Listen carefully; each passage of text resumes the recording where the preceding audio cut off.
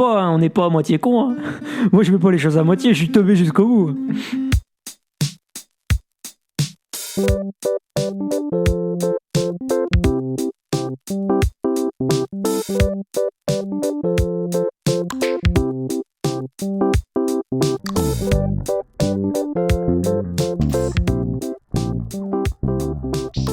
Et bonjour à toutes et à tous, c'est Babtou. Bonjour Babtou. Je suis très heureux de vous retrouver aujourd'hui pour un nouvel épisode du Café 2. Babtou. Bonjour Babtou. T'es un peu en retard Silvio. Aujourd'hui, nous allons parler de la potentielle difficulté de créer... On dirait un sujet de thèse. C'est ça, carrément. Compliqué. La potentielle difficulté de pousser à bien une création artistique afin de développer un projet qui permettrait éventuellement de constituer une potentielle source de création artistique. Oui, il y a du lag dans les réponses. Au XXIe siècle. Aujourd'hui, nous allons donc parler de la potentielle difficulté de créer au XXIe siècle. Alors prenez votre tasse, faites-vous un café et posez-vous tranquillement pour nous écouter. J'accueille donc aujourd'hui, comme vous avez pu l'entendre, pour cet épisode, deux invités qui sont avant tout mes potos, mes amis, le sang de la veine. C'est le sang. Oui. Donc là, celui que vous avez entendu, c'est Thomas. Comment vas-tu ? Eh ben ça va, très bien, très bien. Et toi, Sylvain ? Bonjour Babtou. Bonjour. Moi ça va très bien, toujours Et toi, très heureux de Baptiste te retrouver. Eh ben moi, je vais à la perfection quand je suis avec vous. Oh, trop mignon. Alors pour ceux qui ne vous connaîtraient pas encore, même si on a Bon, déjà c'est fait... mignon. Le gars est vraiment en Ah, retard. en retard. Délai de latence là.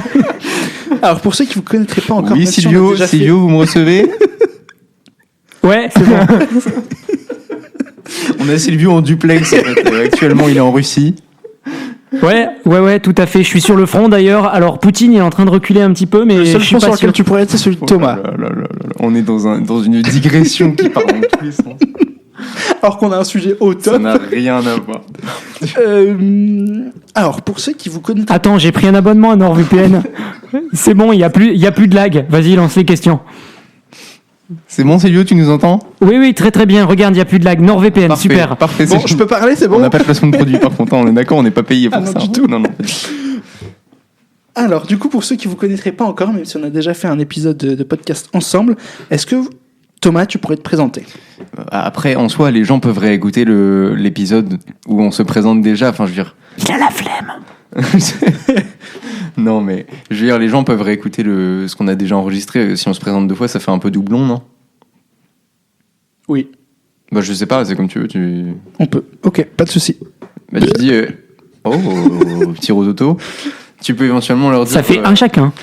Tu peux Balle au éventuellement- centre. Tu peux faire. Par contre, on est vraiment. On part dans. Non, mais attends. Ça n'a plus aucun sens, là. Mais Moi, la vanne éventuellement- du duplex me fait beaucoup rire. Hein. Oui, moi aussi. Si tu la gardes en faisant bien ton montage, ça va fonctionner. Bah, je vais l'ouvrir la vanne.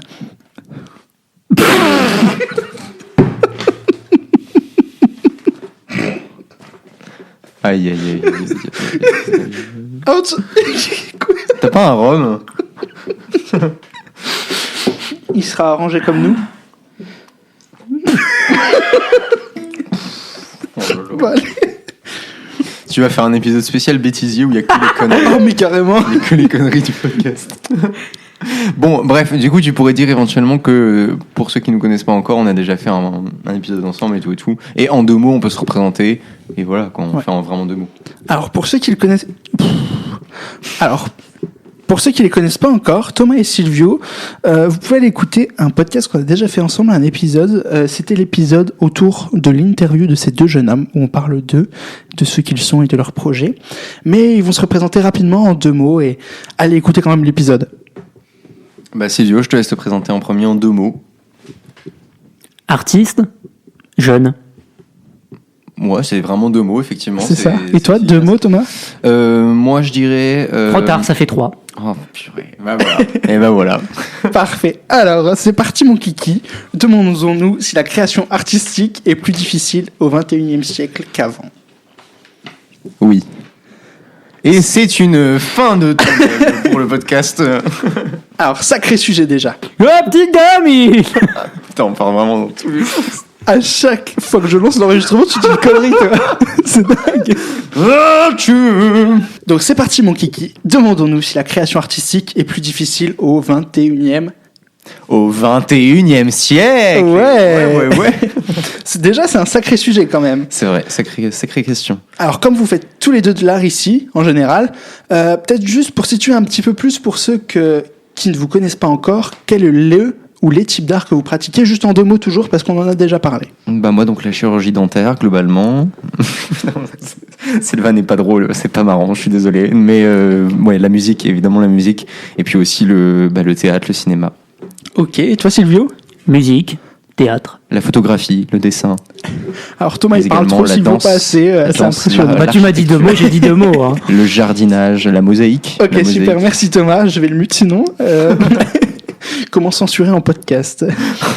Ensuite, question intense. Qu'est-ce que l'art pour vous ou la création artistique ? Car pour répondre à une question aussi difficile que celle que j'ai choisie pour le podcast, pour l'épisode du podcast, il faut, un peu comme en philo, définir certains termes du sujet. Bon, Thomas et Silvio, je sais que c'est le sujet de votre spectacle dont on parlera à la fin de l'épisode, mais essayons de répondre à la définition de l'art assez succinctement, sans trop spoiler la fin de votre spectacle. Alors, effectivement, c'est bien de chercher à définir l'art, à chercher à trouver ce que c'est, mais je pense qu'on ne peut pas y trouver de réponse réellement fixe, on va dire, un truc qui serait définitif et gravé dans le marbre. On peut chercher les définitions du Larousse. Silvio, pendant que je parle, tu peux essayer de la chercher. Je ne sais pas ce que nous dit le Larousse sur ce qu'est l'art, ce qu'est la création artistique. Il a un ordinateur devant lui, mais il va chercher le dictionnaire. Le dictionnaire. Désolé, je suis en calme. Mais J'ai le Robert, normalement. néanmoins, je pense qu'on peut essayer de définir l'art déjà comme avant tout une création. Ce qui peut différencier l'art des autres créations, on a tendance à dire que c'est l'utilité qu'on lui accorde. On pourrait dire que l'art c'est inutile, mais je pense qu'on fait fausse route quand on dit que l'art est inutile, et c'est notamment ce qu'on essaye de développer dans le spectacle, sans vouloir trop spoiler. Donc je pense que l'art c'est une création par l'homme qui a un but spécifique, qui n'est pas un but qui pourrait être celui de tout autre objet qui aura une utilité vraiment concrète. C'est un peu compliqué comme ça, mais je pense que par exemple quand on va avoir un tableau dans un musée, on ressent des choses et c'est une forme d'utilité, c'est-à-dire que ça nous transmet des émotions, quoi. Donc c'est une utilité très spécifique, je pense. Et Silvio, selon le dictionnaire? Alors oui Thomas, donc selon le petit Robert 2008, l'art, donc première définition, c'est l'ensemble de moyens, de procédés réglés qui tendent à une fin. Et donc la deuxième définition, bien évidemment, elle touche plutôt à la philosophie, puisque c'est ce que l'homme ajoute à la nature, ce qui est artificiel, aussi appelé artefact. Voilà. Et ben c'est très intéressant. Est-ce que c'est trouve libre ça- de droit, ça ou pas ? je pense que oui. Cela dit, je suis assez intéressé par le fait qu'il y ait quand même la notion de fin dans la première définition. C'est-à-dire que c'est créé pour une certaine fin, quoi. Je vois ce que n'irai je veux pas dire. vérifier, je viens de fermer le dictionnaire, fallait Non, le dire mais- 30 secondes avant. Non, mais effectivement, c'est ce que tu viens de dire quand tu l'as lu. Et je trouve ça assez intéressant qu'il y ait quand même une définition de l'art qui soit celle d'une création qui a quand même une utilité, quoi, qui a une fin, un but. Parce qu'on a tendance à dire que l'art est inutile. Très bien, merci. Et toi Silvio, pour toi, là-bas avec le dictionnaire. que veut dire l'art ? Essaye de meubler parce qu'il faut qu'il vienne se rasseoir maintenant. Merci clairement. Silvio. Le Alors, dictionnaire. qu'est-ce que... Silvio, donc, c'est notre cher Silvio. Bon, et toi Silvio, qu'est-ce que l'art veut dire pour toi ? Comment tu le définirais ?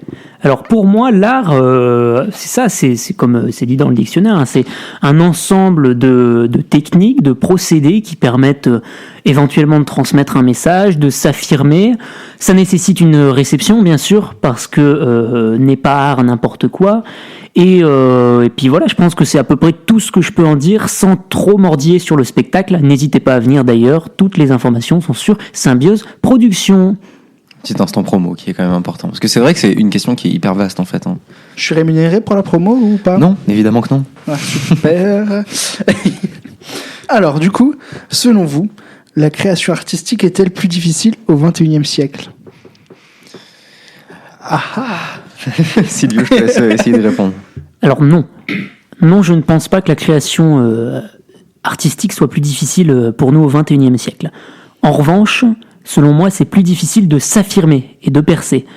Parce que autant au XIXe et un peu encore le XXe, la peinture s'était encore inscrite dans les mœurs, autant maintenant je trouve que c'est moins vrai. Et donc, même niveau musique, niveau film, on a un marché qui est un petit peu saturé. Et donc, chacun peut encore faire de l'art, mais c'est pas plus difficile de créer. C'est plus difficile d'être mis au jour. C'est plus difficile de percer. Voilà, c'est ce que je peux dire. Je rejoins tout à fait ce que dit Silvio sur le fait que la création artistique soit selon moi plus simple aujourd'hui.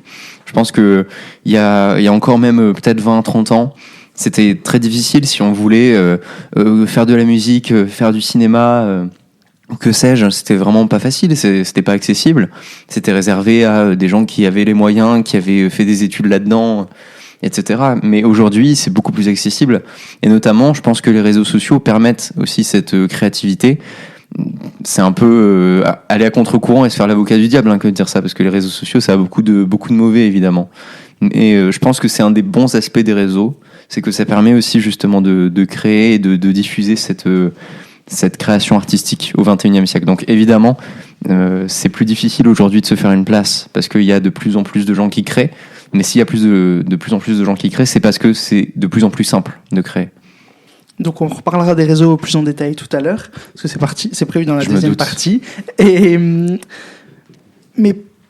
vous dites que la création artistique est maintenant plus simple. Mais plus il y a d'art, moins il y a de possibilités, non ? Parce qu'à chaque fois que quelqu'un va créer, ça va enlever une possibilité de création. Et donc du coup, ça va enlever une possibilité de créer. Et plus on avance dans le temps, moins il y a de possibilités. Je suis pas d'accord. Moi, j'allais citer un... Je me fais un peu l'avocat du diable. Un grand artiste qui dit dans une chanson... Je sais que tout a déjà été fait, pour parler du manque d'inspiration. Et je pense que c'est assez vrai, effectivement, parce que on peut parfois avoir cette forme de frontière artificielle qui essaie de se dire mais tout a déjà été fait, quoi. Je peux plus rien faire qui n'existe pas déjà. Et spécifiquement, moi, je sais qu'en musique, ça m'arrive d'essayer de faire des chansons et de me dire oui, mais ça me fait penser à telle musique, à telle chanson qui a déjà été faite, et donc je m'auto-bloque. Néanmoins, je pense quand même que aujourd'hui on a toujours une forme de liberté et que on pourra jamais avoir balayé toutes les possibilités, parce que si oui, par exemple, une mélodie peut déjà ressembler à une autre qui a déjà été créée, bah on va pas forcément y apporter le même message derrière, la même intention, le même arrangement. Il y a toujours moyen de créer l'infinité des possibles en fait en art, et donc c'est ça qui est assez chouette, et on peut même d'autant plus s'inspirer de tout ce qui existe et de tout ce qui est créé en continuité en général. Je sais pas si c'est très clair ce que j'ai raconté. Et avec cette possibilité de s'inspirer, c'est pas à la limite du plagiat justement ? Silvio, t'avais un truc à dire, je te laisse répondre pendant que je réfléchis à cette objection. Moi, je suis pas d'accord. C'est vrai que, comme le disait Thomas, parfois on peut avoir cette impression de mordiller sur le terrain de quelqu'un d'autre. Mais pour moi, plus il y a d'art, plus il y a de possibilités. Et toutes ces possibilités-là, tu peux les croiser. Je prends l'exemple de Bernard Prass, qui est dans le spectacle. C'est un monsieur qui fait des anamorphoses. Une anamorphose, c'est quoi ? C'est une installation. Et selon l'endroit où on se place, cette installation, elle prend la forme de quelque chose. En l'occurrence, pour Bernard Prass, c'est des portraits. Et en fait, ça mêle, oui, l'installation, mais ça mêle également la photo. Puisque pour immortaliser cette anamorphose, il faut la photo. Et c'est à partir de ce moment-là qu'il dit, vous voyez, moi j'ai fait ça en telle année, telle année, telle année. Sinon, ça reste de l'art éphémère. Je prends un autre exemple, c'est William Kentridge qui, il y a quelques années, avait fait une installation gigantesque qui s'appelait More Sweetly Play the Dance, quelque chose comme ça. Oh, quel accent anglais. Merci, j'ai travaillé toute la nuit. Et en fait, c'est une installation qui mêlait plein de choses. Il y avait de la musique, de la vidéo, du fusain. Tu sais, il y avait des dessins, la vidéo était composée de différents dessins, donc c'était une sorte de truc en stop motion. Il y avait de la danse également. Et donc, tu vois, Pardon, je refais. Et donc, selon les différents arts, tu as toujours possibilité de créer. Alors évidemment qu'il y a toujours une inspiration certaine, mais on n'a pas tous la même manière de croiser ces arts, et surtout, personne ne réfléchit de la même façon. Donc pour moi, il n'y a pas moins de possibilités, bien au contraire. Et du coup, je reviens sur cette question de plagiat. Est-ce que, au fur et à mesure de s'inspirer des uns des autres, on finit pas par arriver sur du plagiat, sur du recopiage d'œuvres ou de créations déjà faites ? C'est tellement difficile comme question et en même temps c'est tellement central parce que c'est vrai que c'est une crainte qui, je pense, était pas omniprésente il y a quelques décennies peut-être, celle de se dire oui mais peut-être que ce que je suis en train de créer en fait ça s'inspire un peu trop de quelque chose qui existe déjà et donc c'est une barrière quoi, c'est une frontière qu'on peut pas franchir. Néanmoins, il y a quand même la notion de domaine public déjà. Bon, c'est un côté un peu juridique et un peu chiant du coup, mais c'est quand même assez important qu'il y ait tout de même qu'une création qui date d'il y a un certain nombre d'années après notamment la disparition d'un artiste tombe dans le domaine public, ce qui fait qu'elle peut être réutilisée librement.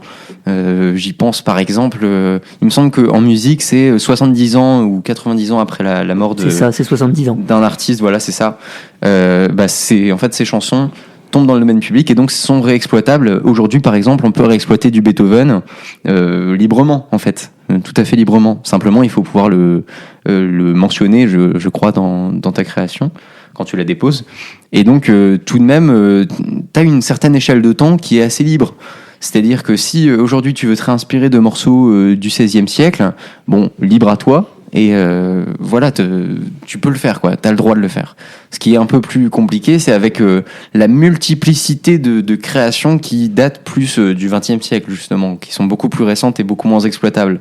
Et auquel cas, moi, je pense que il faut avoir une certaine, comment dire, il faut être assez, il faut se sentir libre en tant qu'artiste, et il faut aussi avoir une forme de liberté envers les autres. Il faut laisser les autres aussi créer leur propre art, sans forcément être toujours sur leur dos. Je veux dire, si moi aujourd'hui, imaginons, je suis un cinéaste à succès, j'ai pas de problème à me faire pour ma carrière, et je vois qu'un petit cinéaste s'est un peu inspiré de ce que j'avais fait pour un court-métrage. Je vais pas aller lui coller un procès parce que il a fait un truc qui ressemble un peu trop à mes films. Parce que voilà, il faut qu'il puisse créer aussi. C'est comme ça. Et donc je pense qu'effectivement on peut se sentir limité, mais qu'il faut garder cet esprit de liberté dans l'art quand même. Et il y a beaucoup, je pense, d'artistes qui ont conscience de ça et qui laissent faire, quoi. C'est-à-dire que si quelque chose ressemble un peu trop à ce que eux ont créé, eh ben c'est pas très grave. Voilà, ça va pas eux entacher leur propre création.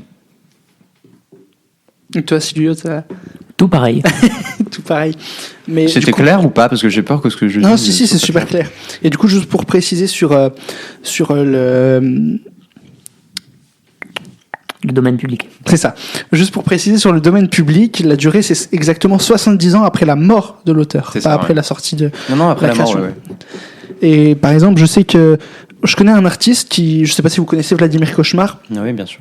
qui reprend des sons, notamment de la musique classique et tout ça, pour en faire des vrais sons actuels, Tout à fait. où il va rajouter des heartbeats, etc. Ah aussi, oui, sur par les exemple- réseaux sociaux.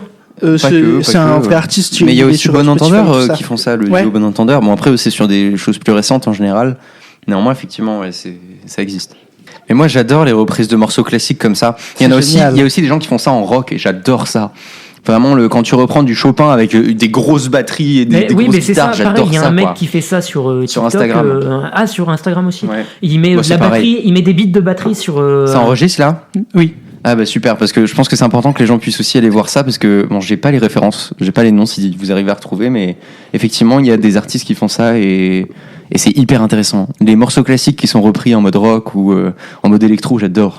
Après, il y a des versions aussi a cappella, acoustique de grands morceaux. Enfin, ça, Tout à c'est fait. très intéressant aussi. Mais bon, là, on s'éloigne un petit peu, mais c'est pas du plagiat. Pardon. C'est pas du plagiat. Tu vas y arriver. C'est pas du plagiat dans ce cas-là. C'est juste, tu assumes le fait de réinterpréter quelque chose. Donc c'est encore différent de ce dont on parlait, je pense. Tout à fait. Et toi, par exemple, les covers, c'est pas du tout du plagiat, du coup. Ce que j'allais dire, non, bah en fait, il y a des droits en fait. On a le droit de faire des reprises aujourd'hui. Il faut simplement mentionner les artistes, en l'occurrence. Souvent, il faut faire des déclarations aussi auprès de la SACEM. Et voilà, c'est tout à fait libre en fait. C'est simplement déclaratif. Parfois, ça coûte un petit peu d'argent, mais c'est pas non plus des sommes qui sont excessives. Et c'est la même chose pour les parodies, d'ailleurs. Ouais. Sauf que là, il y a encore une différence dans l'administratif. Parce que tu modifies les paroles ou C'est la ça, mélodie. mais en soi, pareil, ça s'assimile en soi, pareil, ça ne s'assimile pas à du plagiat, puisque tu déclares, et c'est clairement annoncé, que c'est une parodie de telle chanson, de tel bonhomme. Après, pour le coup, il y a aussi des plateformes où c'est tout à fait libre. YouTube, c'est tout à fait libre. Par exemple, tu as le droit de faire tout et n'importe quoi sur YouTube. Juste, c'est une question de monétisation. Si tu réutilises des chansons qui existent déjà ou des œuvres cinématographiques qui existent déjà, tu pourras pas gagner d'argent avec ta vidéo. Néanmoins, tu as le droit de la publier. Nous, avec Silvio, les parodies qu'on a faites, elles sont sur YouTube et on a le droit tout à fait de les publier. C'est ce que j'allais dire, n'hésitez pas à aller voir leurs parodies qu'ils ont pu faire par le passé, elles sont vachement... Ça commence à dater un peu. Vachement bien, c'est ça. Mais il y en a une qui sort bientôt là, Oui, c'est ce que vrai. j'ai compris. Et sinon aussi sur la cover, moi ce que j'aime beaucoup... Qui est sorti à l'heure où les gens écoutent. On est en juillet, effectivement, il est sorti. Déjà Ouais, on Et alors, est en je lui mets juillet. un point ou pas, du qu'on l'a coup même pas encore enregistré. C'est ça. Là, on enregistre ce podcast le 1er avril, et non, c'est pas une blague, mais il sort en juillet, le premier mercredi de juillet, parce que je m'y prends un petit peu à l'avance et tout ça, et j'en profite tant qu'à avoir Silvio et C'est Thomas fou. pour enregistrer. Donc, Et nous-mêmes, d'ailleurs, ça se trouve, on va être en train de nous écouter là actuellement. Bah, je fais un coucou au Thomas de Juillet. J'espère que ça va, les concours se sont bien passés. Ouais. et je sais qu'il y a aussi Toi, tu salues pas ton Silvio de plus tard, Silvio? Non. Toi non, Non, plus, pas Baptiste. spécialement. Je suis le seul Non, à ça vouloir faire des coucous à mon mois de plus tard. Et je sais que, juste pour vous mettre des références, il y a un artiste que j'aime beaucoup, que j'ai découvert là récemment, qui fait des sortes de covers, où il reprend des musiques. C'est Léo Rojas. Et en fait, il reprend des musiques, mais il va les jouer à la flûte de Pan. Et c'est incroyable. Je mets ça pour m'endormir, ou même je kiffe. C'est génial. Voilà, si vous avez l'occasion d'aller l'écouter. Quel bel instrument. Vous allez me classique juger de Pan. ouf, mais C'est vrai. c'est incroyable. Non, c'est un bel instrument. Vladimir Kosma l'utilise beaucoup et j'aime beaucoup ses musiques. L'art du 21e siècle n'est-il pas aussi plus engagé qu'avant, que par le passé, que les artistes, par exemple, je sais pas moi, du 17e siècle ont pu l'être? Déjà, qu'est-ce que l'art engagé? Qu'est-ce que c'est l'art engagé? Qu'est-ce que c'est l'art pas engagé? Parce que l'art, il porte toujours une certaine vision du monde. Un art, il est nécessairement engagé, je pense, hein, en tout cas. Quelle que soit ta création, il y a forcément une part de toi-même. Et cette part de toi-même, elle est empreinte de tes idées, de ton regard sur le monde. Donc déjà, je pense que tout art est plus ou moins engagé. Après, évidemment, dire ça, c'est un peu facile.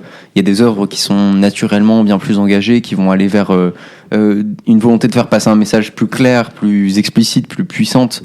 On pourrait citer Banksy actuellement, par exemple. Oui, Tu m'as très, piqué très mon engagé. idée. Exactement, on pourrait citer Banksy, on pourrait citer aussi, je sais pas, plus actuellement, qu'est-ce qu'on a? On a beaucoup d'artistes. Bon, moi, je suis toujours dans la musique, mais dans la musique, on a beaucoup d'artistes aujourd'hui qui font des chansons très engagées, qui vont aller vers des sujets un peu sensibles. Je pense à Suzanne, Grand Corps Malade, Orelsan. Voilà, c'est des artistes qui vont aller vers des sujets qui sont pas forcément, qui font pas l'unanimité.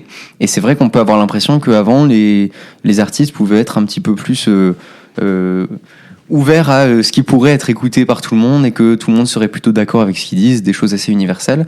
Et pourtant, je suis pas d'accord avec ça, parce que je pense que si aujourd'hui il y a effectivement, probablement, plus de liberté dans l'expression et les messages qu'on peut faire passer, et peut-être plus d'ouverture d'esprit à ce niveau-là, il y a toujours eu la volonté de faire passer des messages dans l'art, quels que soient les arts d'ailleurs. Hein. Dans la peinture, par exemple, on en revient toujours à ça, mais on en parle dans le spectacle avec Silvio de Norman Rockwell ou de Lacroix, par exemple.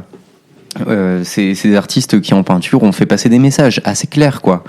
Le Caravage, pareil. Enfin, je veux dire, voilà, il y a toujours eu cette volonté-là. Peut-être qu'avant, elle était plus cachée. Et c'est comme ça. Aujourd'hui, il y a peut-être plus de liberté à ce niveau-là. Je sais pas pourquoi. Mais je pense aussi, j'y pense comme ça, à Gustave Courbet, avec justement l'origine du monde, dont on parle aussi dans le spectacle, et qui a fait beaucoup couler d'encre à son époque, quoi. C'est une forme d'art engagé aussi, d'essayer de représenter des choses qui sont pas représentées habituellement, d'aller à l'encontre des codes, quoi. Oui, bon, moi j'ai plus rien à dire parce que vous m'avez piqué toutes mes idées, mais si, il a raison sur le fait que aujourd'hui, comme hier, l'art est toujours engagé parce qu'il y a toujours une certaine intention. Et donc ma réponse, finalement, ce serait un oui, mais ce serait aussi un non. Plus spécifiquement, je dirais qu'elle est plus facilement mise en avant, cette création engagée. On a parlé de Norman Rockwell. Moi, je vais prendre un autre exemple. Par exemple, Par exemple, Christian Boltanski qui, en 2010, au Grand Palais, avait fait une installation gigantesque qui s'appelait Personne. Pour ceux qui savent pas, donc au Grand Palais, pendant plusieurs années d'affilée, il y a eu des expositions gigantesques avec Wang Yongping, par exemple, qui avait fait aussi un énorme serpent. Et donc là, dans cette optique-là, Christian Boltanski avait fait une énorme installation avec un grappin qui permettait en fait de déplacer des vêtements usagés que les gens avaient amenés au préalable, et ça permettait de dénoncer la société de consommation. Ça, c'est en 2010. Mais bien avant déjà, je crois que c'est 20 ans avant, Annie Ernaux, en littérature, pareil, elle s'était engagée contre la société de consommation, ce qu'elle fait encore régulièrement dans ses œuvres. Et ce que font beaucoup d'autres aussi. Hein. Oui, la société de consommation, c'est omniprésent dans l'art. Et donc, elle avait fait ça dans son bouquin qui s'appelle « Regarde les lumières, mon amour ». Donc, finalement, hier comme aujourd'hui, l'art, il a toujours vocation à être engagé, mais je pense que c'est plus facilement mis en avant, notamment grâce aux réseaux sociaux ou à la télévision, entre autres. Il y a aussi on pourrait parler d'une chanson très engagée, justement. On parlait de la société de consommation. C'est La complainte du progrès de Boris Vian, qui est très engagé vis-à-vis de ça. Et moi, je l'adore, cette musique. Ah voilà, et Boris Vian, c'est pas hier. Hein. Ah non, donc, ça c'est sûr, c'est les années 1991. Même du côté de Brassens, de Jean Ferrat, de Brel, il y a toujours eu un engagement, il y a toujours eu des messages qui sont passés. Mais ça me fait même penser à une citation de Paul Klee. Donc on est dans les grosses têtes, hein, ça y est.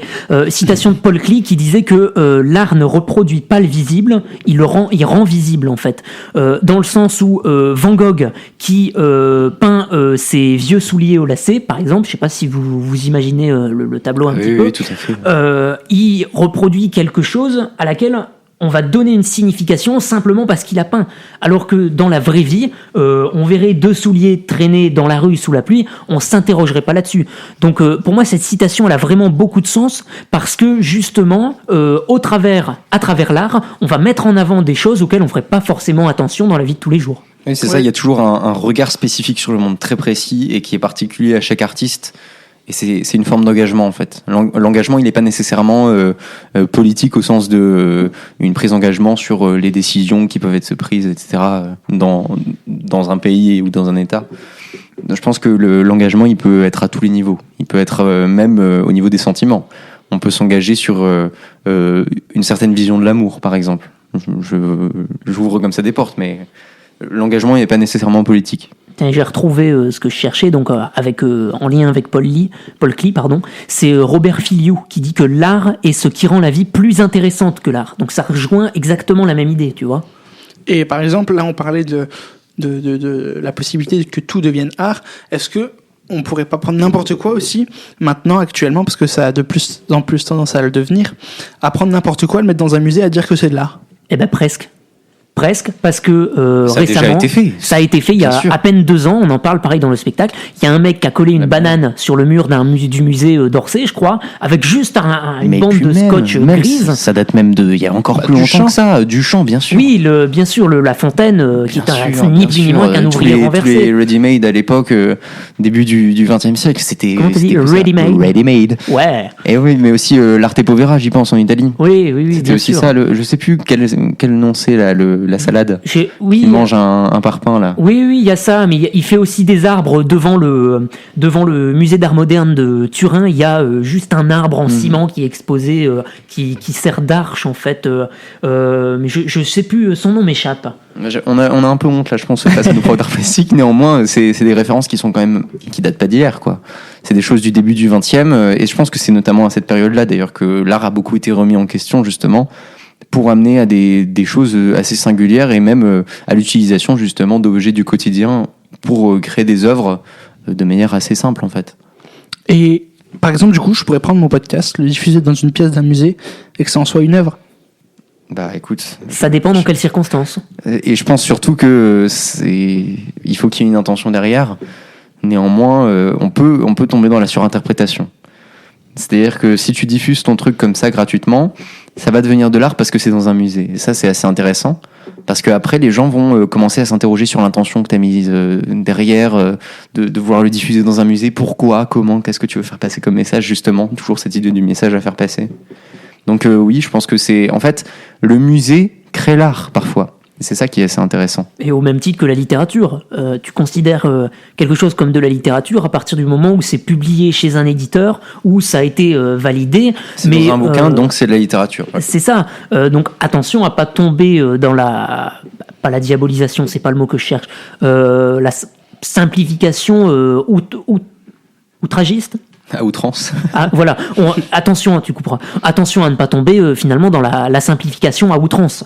Ouais, c'est vrai. Mais je pense par ailleurs ici, là, quand tu parles de littérature, à André Breton, notamment, qui donc pareil fait partie du surréalisme, hein, du courant surréaliste, et qui utilisait des coupures de presse qu'il mettait dans des recueils de poèmes. Et en fait, ça devenait de l'art, quoi. Ça devient de la littérature, alors qu'à l'origine, c'est du journalisme. C'est ça. Éternuement. Alors, Pardon. C'est pour le bêtisier, ça aussi. L'éternuement, les tout et tout. Alors j'ai retrouvé, c'est Giuseppe Pennone qui a exposé devant le musée. Mais même, tiens, alors là on parle de Turin parce que c'est une de ses installations les plus visibles, on va dire. Mais tu vas au musée d'art moderne de Milan, donc on parle beaucoup d'Italie parce que c'est l'Arte Povera, c'est italien à la base, à l'origine, pardon. À Milan, il y a pareil une pièce qui est entièrement consacrée à ses œuvres, où pareil, c'est juste des arbres en fait. Et tu te dis, mais comment on en arrive à ce niveau-là de simplicité en disant c'est de l'art? Mais à partir du moment où ça a été réfléchi, à partir du moment où ça te fait réfléchir, et à partir du moment où il y a derrière une véritable création, parce que ce ne sont pas véritablement des arts, c'est des structures en béton, en papier mâché, etc., etc., à partir de ce moment-là, là tu peux considérer que c'est bien de l'art. Ok, super. Merci beaucoup pour cette partie super enrichissante. Maintenant, on va vous laisser avec le décaféiné de Silvio et l'expresso de Thomas. On se retrouve tout de suite après. Bonjour et bienvenue dans Le Déca, une chronique à consommer sans modération qui mêlera art, littérature et histoire selon les mois. Aujourd'hui, je vous propose de vous parler d'un conquérant macédonien. Un homme connu pour avoir repoussé les limites de son empire, mais aux facettes méconnues. Je parle bien sûr d'Alexandre le Grand. Sans plus attendre, je vous emmène derrière le portrait.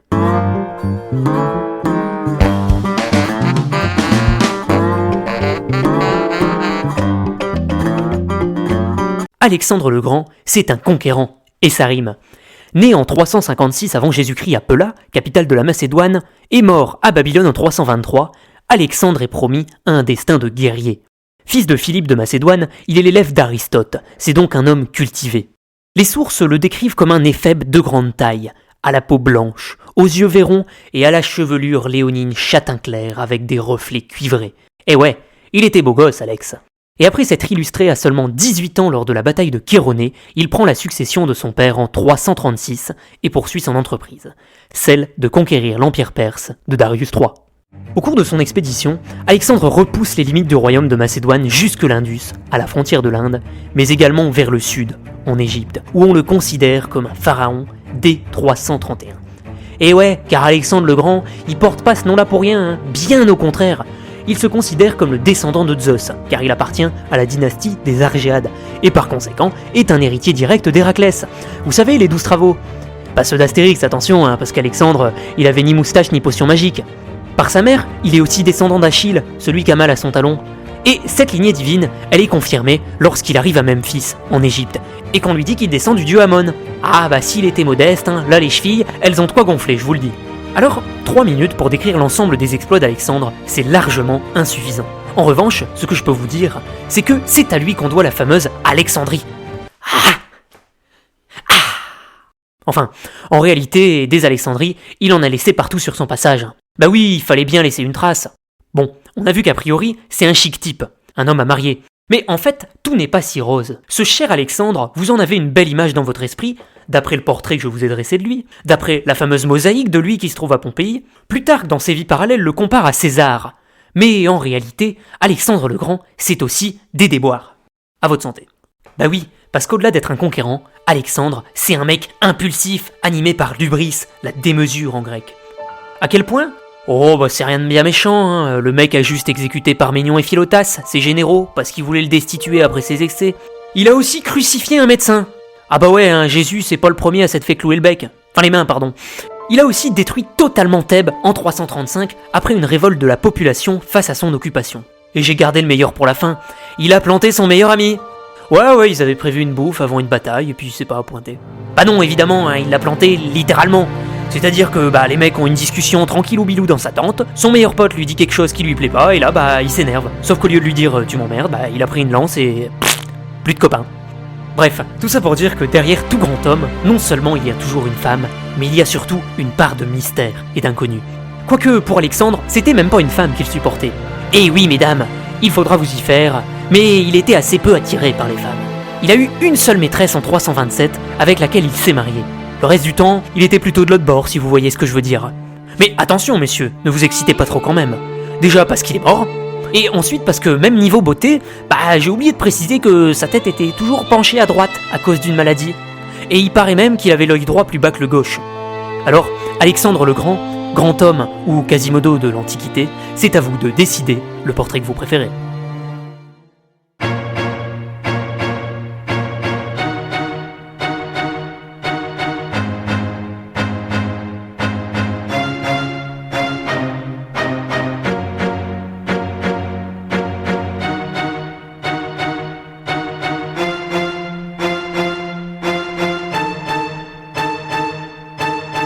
Accroché au stylo comme un tout dernier espoir.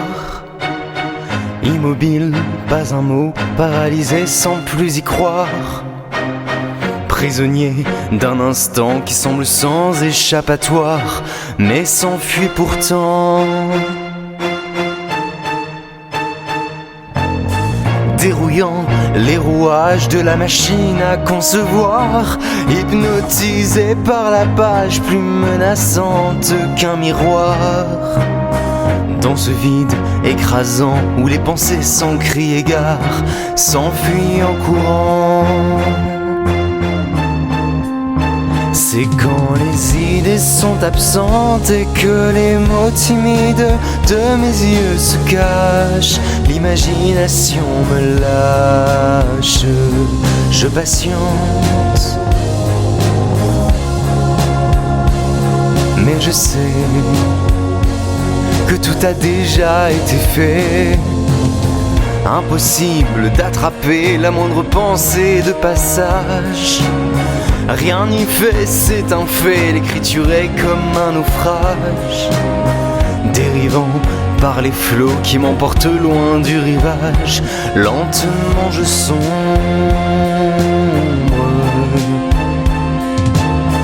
Tendre angoisse, doux syndrome qui en moi font bouillir la rage. L'orage et la tempête dans mon esprit, c'est un carnage. Le buvard insatiable dont je m'acharne au remplissage fait de moi son ombre. C'est quand les idées sont absentes et que les mots timides de mes yeux se cachent, l'imagination me lâche, je patiente. Étourdi, car tout a déjà été dit.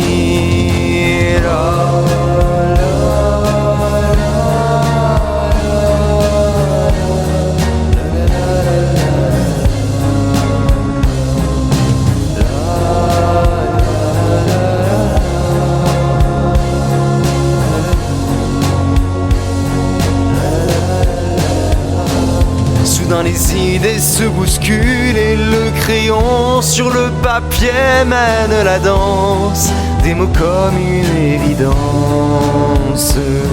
Je bascule et j'inspire.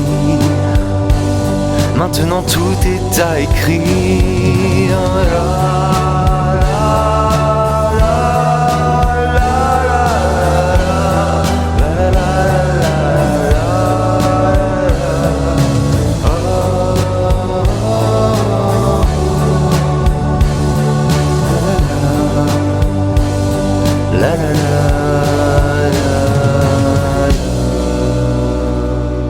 Nous revoilà donc ensemble. C'était vraiment trop bien. Hein. Ah ouais, j'espère qu'elles vous ont plu. Génial.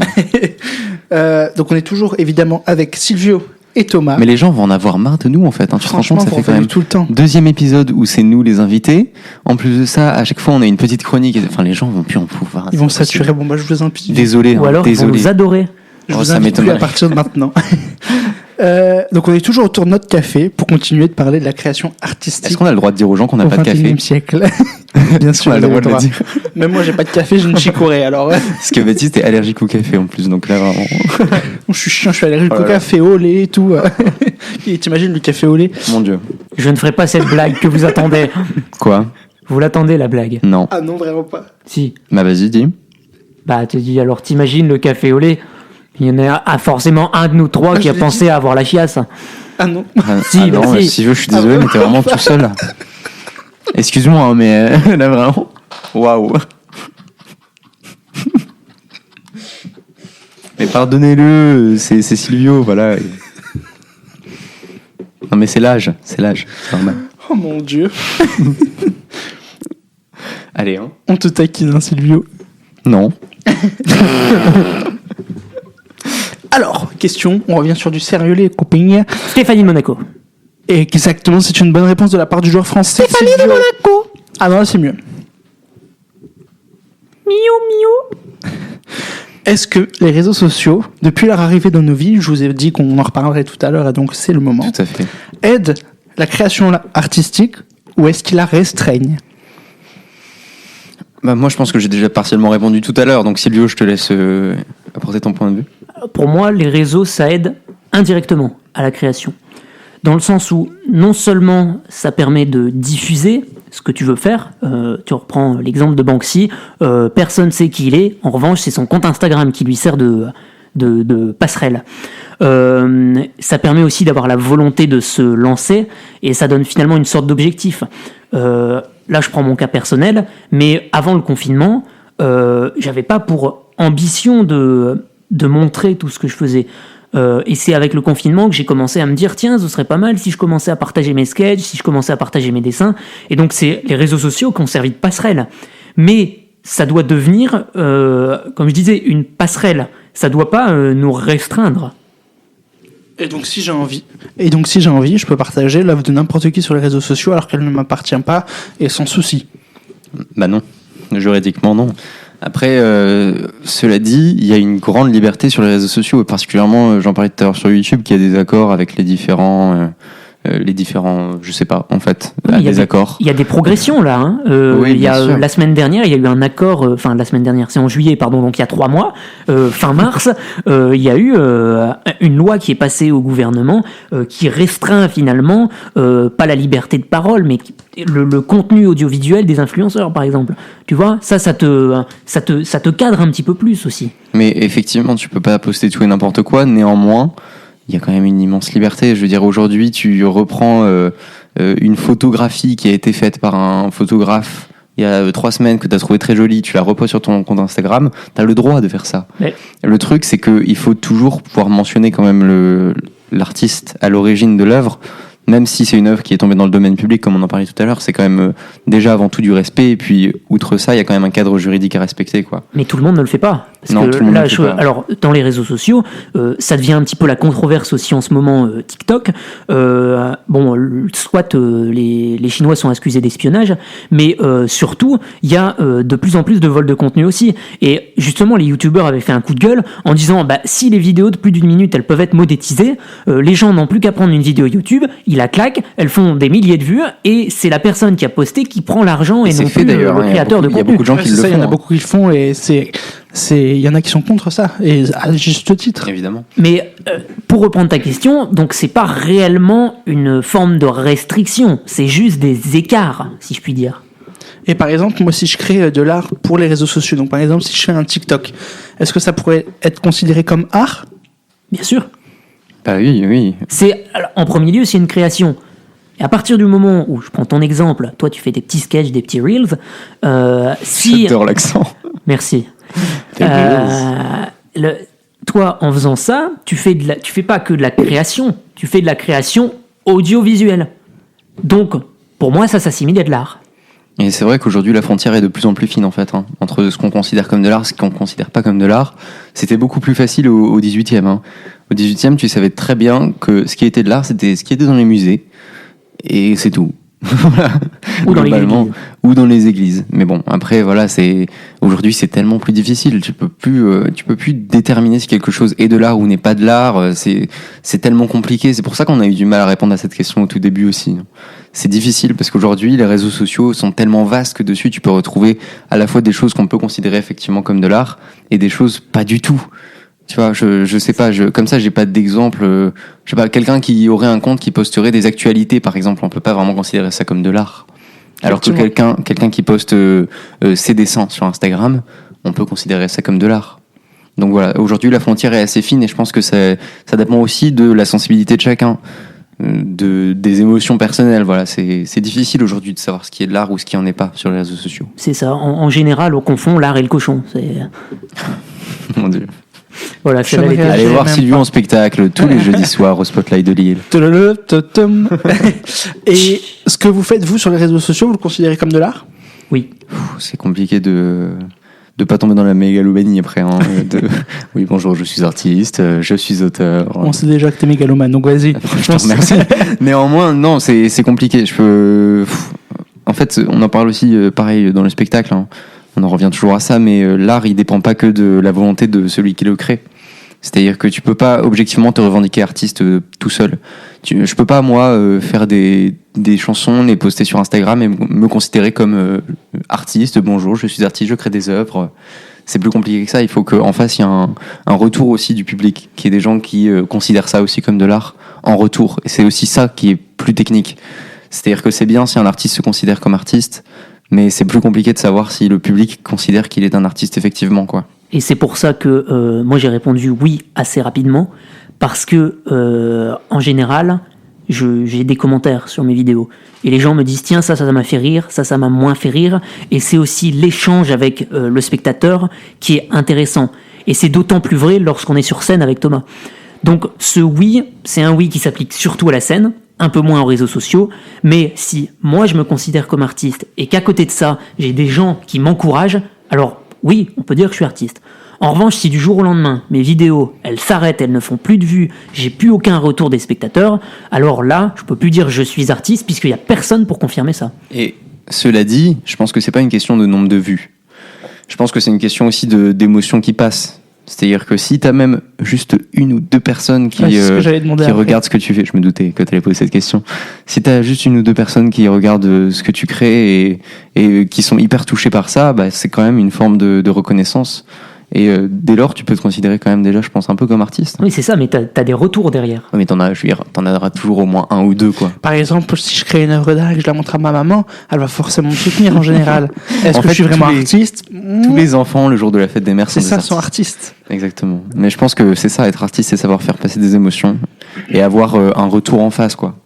Dès lors que tu as un retour en face, des gens qui ressentent des choses grâce à toi, tu peux te considérer comme artiste. Et c'est d'ailleurs pas une étiquette qui est définitive, celle d'artiste. Parce qu'un artiste, c'est quelqu'un qui sait sans cesse se T'es en train de renouveler. spoiler le spectacle. Qui sait aller, Stop. On a dit qu'on n'allait pas aussi loin. Ok, et là on va aller encore plus loin que les réseaux sociaux, on va Ouais. encore traverser un stade. Depuis quelques temps, il y a l'essor des IA, les Ouais. intelligences artificielles. On en a surtout entendu parler ces derniers mois, notamment là quand on tourne cet épisode, donc fin mars. Ça va être si vite. C'est ça, ça tellement va être très vite. On a entendu parler de tout ce problème des IA qui créent de l'art ou même qui créent en général. Par exemple, on a vu, vous avez sûrement vu la photo du pape François avec une sa doudoune. doudoune, ou alors la photo de Macron éboueur ou des choses comme ça. Même moi, j'ai eu l'occasion de créer avec de l'intelligence artificielle, donc de différentes œuvres et tout ça. Hyper intéressant, hyper bien à découvrir et tout ça, je vous conseille. Notamment Dali, l'intelligence artificielle DALL-I, qui reprend donc le nom du célèbre surréaliste, et qui est hyper intéressant parce que tu peux lui donner des ordres de créer, Ouais, c'est ça. créer telle image avec tel truc, et ça te crée vraiment, ça te pond un tableau dans un style spécifique. Il y a même des IA qui ont remporté des concours, il me semble. Hein. Il y avait une intelligence artificielle, j'ai pas l'année, j'ai pas le concours, j'ai rien, mais qui En avait... musique, ouais. En musique aussi, j'avais vu aussi un truc, effectivement, ou même en peinture, enfin voilà, qui est une IA qui avait gagné un prix en fait, un concours justement de création face à des êtres humains. Et c'est un peu flippant, hein. C'est sûr que c'est un peu flippant, mais voilà, si c'est un sujet qui fait beaucoup débat, je pense que c'est aussi un peu un non-sujet en fait. C'est-à-dire qu'on peut pas remplacer ce que va créer un humain par ce que va créer une intelligence artificielle. C'est pas remplaçable, c'est pas substituable en fait. Tout comme l'œuvre créée par un être humain n'est pas substituable à celle créée par un autre être humain. C'est toujours deux types de créations qui sont tout à fait différentes. Et donc la création qui va émaner d'une intelligence artificielle, elle est spécifique. Et je pense que le temps nous fera dire si on peut considérer ça comme de l'art ou pas. Néanmoins, ce sera jamais équivalent ou ça remplacera jamais ce qui peut être créé par un être humain. Sylvio, t'en penses quoi, toi ? Oui, pour moi, l'intelligence artificielle, ça doit rester un outil au service de l'art, et non pas l'inverse. C'est formidable, on peut faire plein de choses, mais je l'assimile beaucoup à la révolution du numérique dans les années 70-80. Tu vois, ça nous permet de produire plus facilement certaines choses, mais ça doit rester un outil. Par exemple, tout ce qui est ordinateur, clavier électronique, ça a beaucoup aidé à la création artistique, et aujourd'hui on fait des films d'animation. Des films d'animation, j'entends en 3D. Je pense à Toy Story, qui est quand même le premier long métrage de Pixar, qui est sorti en 95, et qui, jusque-là, on n'aurait jamais pu penser faire ça. Avant, c'était du 2D, c'était des gens qui dessinaient à la main, et quand les ordinateurs sont arrivés, on a dit « Oh mon Dieu, mais ça va piquer le travail de tous ces pauvres gens. » Alors, oui et non, parce que certes, il y a eu des licenciements, mais je peux pas mettre ça sur le même plan, en fait. Il y a la différence entre les gens qui utilisent cet outil qui est l'ordinateur et les gens qui vont faire du travail manuel. Et aujourd'hui encore, un truc à la con, tu prends la Reine des Neiges. Bon, même ça, avant de passer au numérique, il y a quand même des gens qui font des dessins à la main, des storyboards, des sculptures, et donc ça doit rester un outil. Ça a été la même chose avec la musique. Exactement. Les claviers électroniques. La musique assistée par ordinateur, ça a posé beaucoup de questions à son arrivée. Et en fait, aujourd'hui, ça pose même plus de questions. Quelqu'un qui crée un morceau sur Ableton ou GarageBand, on va pas lui dire oui, mais c'est pas vraiment ton morceau parce que tu l'as fait grâce à un ordinateur. Ça n'existe plus, ça, aujourd'hui, comme débat. C'est ça, donc ça doit vraiment rester un outil, et si ça prend l'ascendant, là ça devient un problème en effet. Mais pour le moment, je pense pas que ce soit le cas, et comme pour les claviers, comme pour l'ordinateur, je pense qu'on aura plus de recul dans quelques années pour pouvoir répondre à la question. Mais il y a comme eu un problème justement avec du Rembrandt. Rembrandt que vous connaissez sûrement tous les deux. Rembrandt, c'est un artiste, c'est un artiste du 19e, et en fait Microsoft a lancé le projet Next Rembrandt. Je sais pas si vous en avez entendu parler. Non. Absolument pas. En fait, ils ont mis deux intelligences artificielles face à face. L'une où on lui demande de créer un nouveau Rembrandt, donc avec le clair-obscur, etc. Et la deuxième de juger si c'est du Rembrandt ou pas. Et en fait, la première IA, à force que la seconde lui dise que ça n'est pas du Rembrandt, elle a réussi à sortir un tableau qui a trompé la deuxième IA et qui a dit que le tableau était un Rembrandt. Et effectivement, quand on a vu ce tableau-là, c'était du Rembrandt. Comme on pourrait l'imaginer, comme ça pourrait l'être, sauf que ce n'est pas Rembrandt, le peintre, qui l'a créé, mais une bel et bien une intelligence artificielle. Et c'est là où ça pose un souci, justement. Tout à fait. Je pense que j'ai pas grand-chose à ajouter sur le fait qu'effectivement ça pose un problème. C'est plus un problème pour le coup qui rejoint les droits d'auteur. C'est-à-dire que en soi l'œuvre en tant que telle, si on peut considérer ça comme une œuvre, encore une fois, je sais pas, mais elle vaut ce qu'elle vaut. Elle est créée par une intelligence artificielle, certes, voilà. On peut pas aller plus loin que ça. Néanmoins, dès lors que ça commence à copier réellement quelque chose qui existe déjà, qui est créé par un autre être humain, c'est vrai que ça devient un problème parce que à ce moment-là, ça dévalorise le travail qui est créé par l'être humain en question. Moi, je serais pas venu. Moi, je serais pas venu pour rien parce que j'ai appris que Rembrandt faisait du clair-obscur. Pour moi, clair-obscur, c'était une technique du Caravage. Il était spécialiste. C'est ce que j'allais dire. Mais bon, je ne savais pas que les autres artistes du 17e en faisaient. Donc je viens de vérifier. En effet, Rembrandt en a fait. Donc je ne savais pas. Merci. C'est pour ça on s'est regardé un peu bizarrement. Waouh, j'ai réussi à vous apprendre quelque chose. Et là, du coup, il y a mon côté chose qui va un petit peu sortir. C'est que vis-à-vis de ces intelligences artificielles, le code de la propriété intellectuelle ne défend pas du tout. Au contraire. Il dit que seules les œuvres de l'esprit sont protégées en droit français. Ça veut bien dire que justement l'intelligence artificielle n'est pas vraiment de l'art, à mon avis. Oui, si tu veux. Mais là, le problème est le même que tout à l'heure. Moi, je juge qu'on n'a pas assez de recul pour pouvoir dire ça Oui, pour le moment. Clairement, on n'a pas assez de C'est une loi à un instant T par rapport à une réaction, tu vois. Ouais. Alors, peut-être que c'est vrai, peut-être que c'est faux, mais ça, c'est le temps qui nous le dira. On peut pas le savoir pour le moment. Et vous verriez utiliser l'intelligence artificielle pour créer ? Ça dépend dans quelle mesure. C'est-à-dire ? J'ai vu très récemment quelqu'un qui avait... je divague un petit peu, mais Vague. si tu veux, à Disneyland Paris, en ce moment, il y a la création de 3 nouvelles zones dans les parcs Disney Studios. Et en fait, le 3e la 3e zone n'est toujours pas annoncée officiellement. Donc, ça devait être une zone Star Wars. Et puis, on a parlé d'une zone Avatar, d'une zone Le Roi Lion. Et en fait, il y a un mec qui a utilisé l'intelligence artificielle pour voir ce que pourrait donner la zone si c'était fait en rapport avec Le Roi Lion. Et donc, c'est intéressant dans le sens où tu peux t'en servir si il te manque un élément dans ton esprit, dans ton imagination, pour avoir un tableau pur. Mais en soi, utiliser l'intelligence artificielle exclusivement pour faire ça, je ne pense pas que ce soit possible. Et je ne pense pas l'utiliser un jour. Mais là, encore une fois, peut-être que dans 10 ans, ce ne sera pas le cas. Tu pourrais pas, par exemple, demander à l'intelligence artificielle de t'écrire un sketch pour un spectacle ? Non, je pourrais pas. Pour 2 raisons. Parce que déjà, ça n'émanerait pas de moi. Et ensuite, parce que un sketch, avant de le jouer sur scène ou sur Instagram, il faut qu'il me plaise avant tout. Là, actuellement, je me pose la question de poster un sketch parce que il me plaît pas vraiment. Et la question, c'est de savoir si c'est à cause du temps qui a passé ou si c'est parce que c'est pas drôle. Mais l'intelligence artificielle, ça, elle peut pas m'aider à résoudre ces problèmes-là. Donc, je ne pense pas que j'utiliserai ça un jour. Ouais, je suis assez d'accord. Après, ça dépend aussi de chacun. C'est-à-dire que si moi personnellement, c'est à peu près la même chose, et je pense qu'on est très nombreux. Je vais jamais faire une chanson dont les paroles ont été écrites par une intelligence artificielle, sauf si c'est pour une chanson un peu concept sur justement les intelligences artificielles où ce serait marrant, quoi. Mais c'est une super idée. Hein. Je dis ça comme ça. Je la note. Et cela dit, je pense que je le ferai pas. Néanmoins, par exemple, tout comme ça peut m'arriver de chercher des rimes sur Internet, ça peut être intéressant d'aller chercher des thèmes aussi. Tu peux demander à une intelligence artificielle, sur quel sujet pourrait porter une chanson, des choses comme ça peut être intéressant.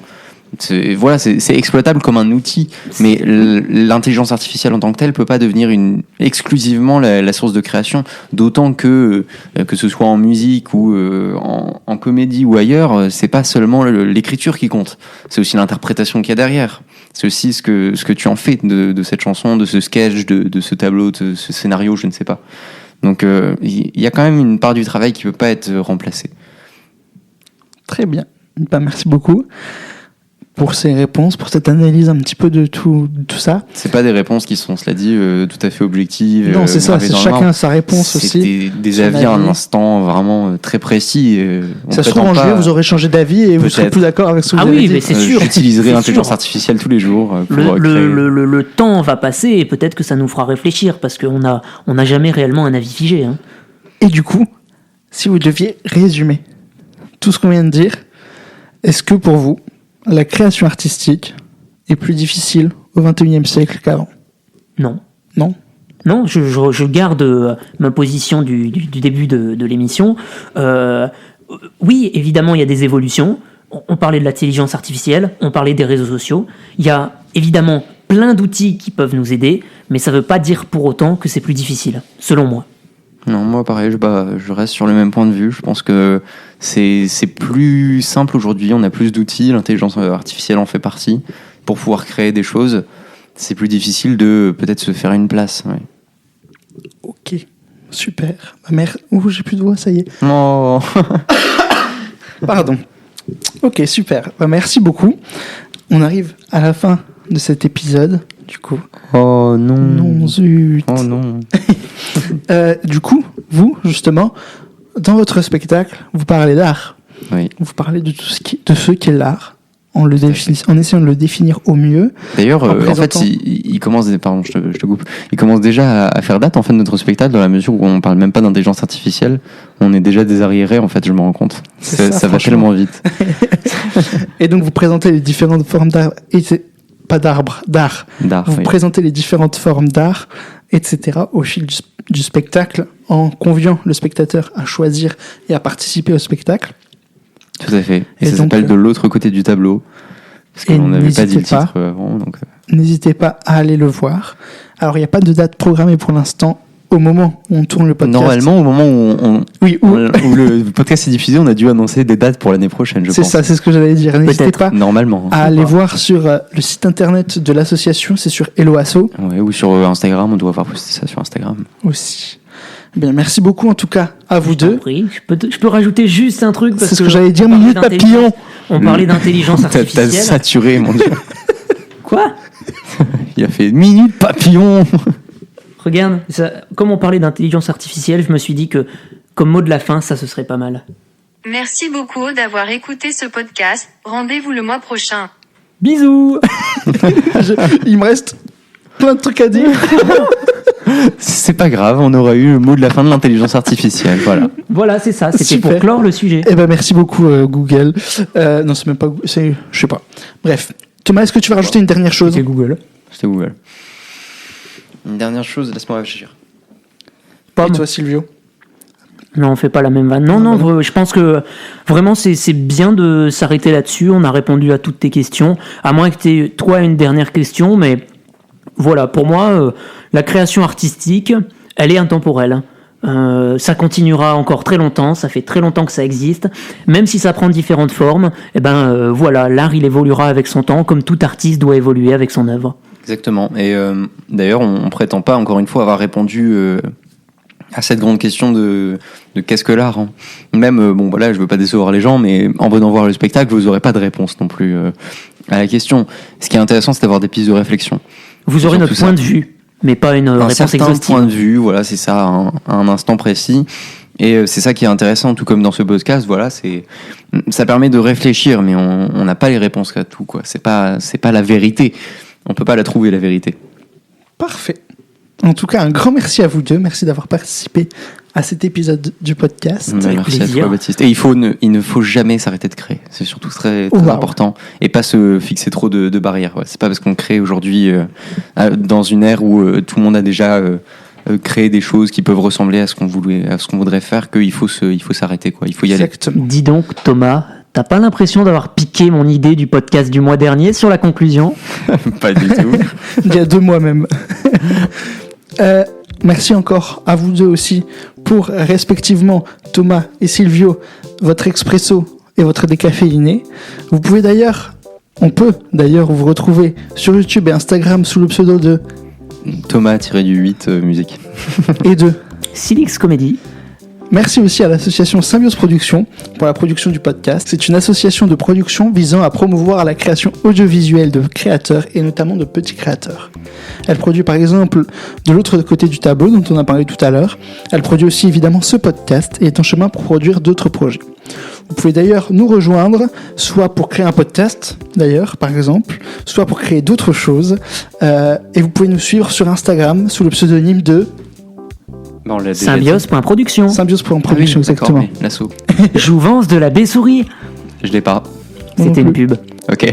Merci Sylvie. Donc tu couperas ça, c'est une connerie.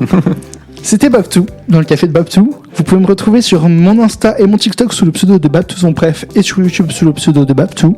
Moi je vous dis à dans un mois pour un nouvel épisode du café de Babtou. D'ici là, portez-vous bien. La bise. La bonne Et journée. on se laisse sur un super générique. Un peu mégalo.